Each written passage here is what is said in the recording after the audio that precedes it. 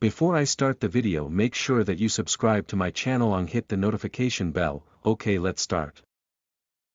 Kishibe walks towards Denji and Power's apartment, annoyed at them for being late to training. From inside, Power smells his presence, as the pair, now wearing glasses, move to put Operation Super Smart into action. Power thrusts a spear of blood through the door, however Kishibe intuitively dodges it. On the floor above, the pair had placed bottles of blood, which Power uses to spear through the ceiling above Kishibe. Again, Kishibe blocks and dodges them. Denji drops down quietly behind him, hoping to hit him with an axe, however Kishibe swiftly kicks him in the head, knocking him down without looking. Kishibe commends them for their attempt, stating it was the best yet, but points out the pair were weakened by Power's massive loss of blood and Denji's inability to predict attacks.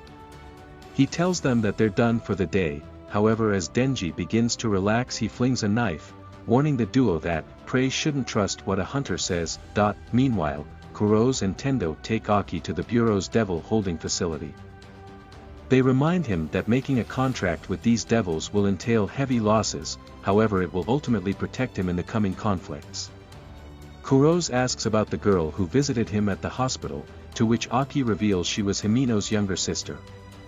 She gave him a number of letters Himeno had written to her over the years, many of which discuss him. In one highlighted passage, Himeno asked, "Is there anything I can do to get Aki to quit?" As they reach a chamber, Kuroz reveals they intend for Aki to make a contract with the future devil.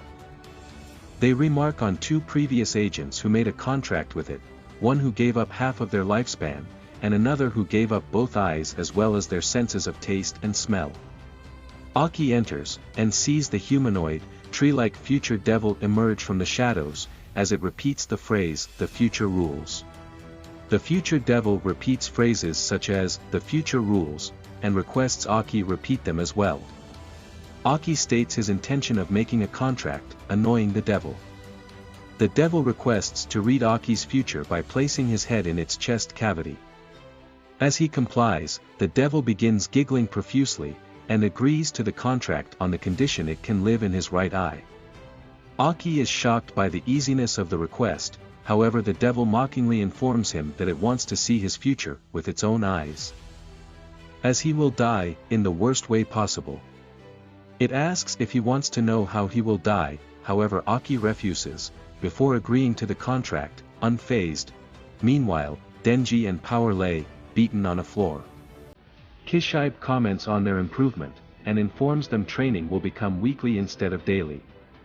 He warns them to keep a cool head and remain aware of their surroundings, before informing them the new 4th Division will be hunting Saotari and Katana Man. Kishibe informs them if the mission fails, the 4th Division will shut down, and he'll be forced to kill them.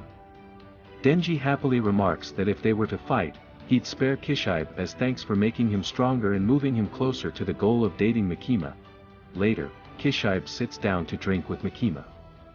He remarks his unhappiness with continuing Denji and Power's training, due to his growing attachment towards them.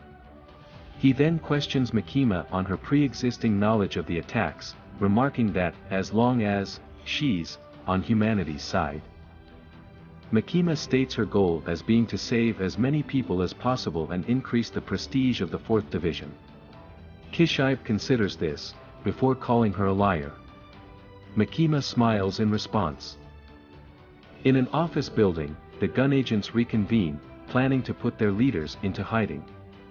Saotari points out the pointlessness of hiding, given Mikima's power. Katana Man agrees, intending to kill Denji with his own hands. Saotari reveals the group's ultimate weapon, a cluster of zombies left over by the zombie devil. As they drive Aki back home, Kuroz asks him of his intention to kill the gun devil. He states his annoyance, commenting on the ridiculous notion that a normal person like Aki could make any impact. Aki responds that whilst the goal is unrealistic, he requires an unrealistic outlook to make progress.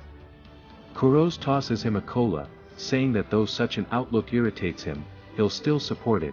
Meanwhile, Mikima meets with a Yakuza boss. He explains that though the gun agents are members of his organization, he does not condone their actions. He elaborates that the faction were influenced by Saotari, who had them make small deals with the gun devil, paying money for guns and ammunition. Makima requests the names of every Yakuza member who contacted the gun devil, both within the boss's group and his rivals. He refuses, explaining that such a betrayal would cause all-out gang warfare, resulting in foreign mafias invading. He then calls the devil hunters idiots without any real education, causing his compatriots to laugh. Makima places a small bag on the table. She explains that within it are the eyeballs from all the family members of every person in the room.